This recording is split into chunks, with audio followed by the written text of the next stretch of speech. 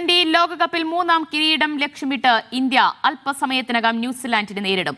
അഹമ്മദാബാദ് നരേന്ദ്രമോദി സ്റ്റേഡിയത്തിൽ വൈകിട്ട് 7 മണിക്കാണ് മത്സരം. ഇരു ടീമുകളും സ്റ്റേഡിയത്തിലെത്തി. നിർണായക മത്സരങ്ങളിൽ ഫോമിലെത്തിയ മലയാളി താരം സഞ്ജു സാംസണിലാണ് ഇന്ത്യൻ ആരാധകരുടെ പ്രതീക്ഷ.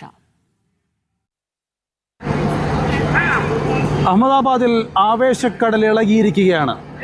എനിക്ക് പിന്നിൽ കാണുന്ന നരേന്ദ്രമോദി സ്റ്റേഡിയത്തിലേക്ക് 10,000 ഇപ്പോൾ ഒഴുകിക്കൊണ്ടിരിക്കുകയാണ്. 1,32,000 ഈ സ്റ്റേഡിയത്തിൻ്റെ കപ്പാസിറ്റി.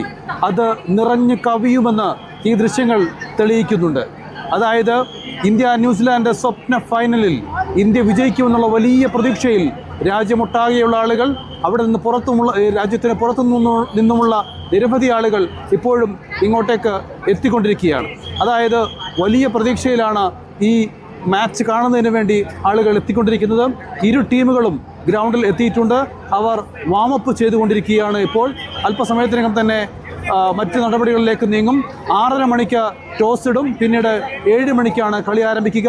പിച്ച് ഇത്തവണ ഫ്ലാറ്റ് വിക്കറ്റാണ് എന്നാണ് പറയുന്നത്. അതായത് റൺ ഒഴുകുന്ന പിച്ചാണ് എന്നാണ് എല്ലാവരും പ്രതീക്ഷിക്കുന്നത്.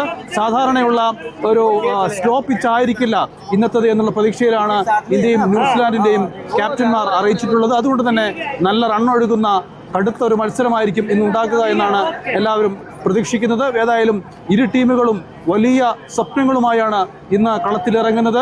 ന്യൂസിലാൻഡിനെ സംബന്ധിച്ചിടത്തോളം അവർക്ക് ഇതുവരെയും ലോകകപ്പ് കിരീടം നേടാൻ കഴിഞ്ഞിട്ടില്ല.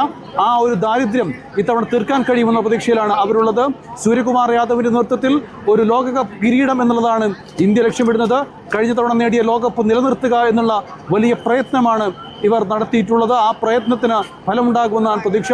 എല്ലാവരുടെയും കണ്ണ് സഞ്ജു സാംസണിലാണ്. സഞ്ജു സാംസന്റെ കഴിഞ്ഞ 2 കളികളിലെ അദ്ദേഹത്തിൻ്റെ പ്രകടനം അദ്ദേഹത്തെ നാഷണൽ ഹീറോ ആക്കി മാറ്റിയിട്ടുണ്ട്. അത് തുടരാൻ കഴിയുമെന്ന പ്രതീക്ഷയാണ് എല്ലാവർക്കും ഉള്ളത്. സഞ്ജു സാംസണും നമ്മളും രാജ്യമൊട്ടാകെ ഇന്ത്യ ജയിക്കാൻ വേണ്ടി ആഗ്രഹിക്കുന്നു. എന്തു തന്നെയായാലും നന്നായി കളിക്കുന്നവർ ഇന്ന് ജയിക്കും. അങ്ങനെയുള്ളവർ ജയിക്കട്ടെ. അത് ഇന്ത്യ ആകട്ടെ എന്ന് നമുക്ക് ആഗ്രഹിക്കാം.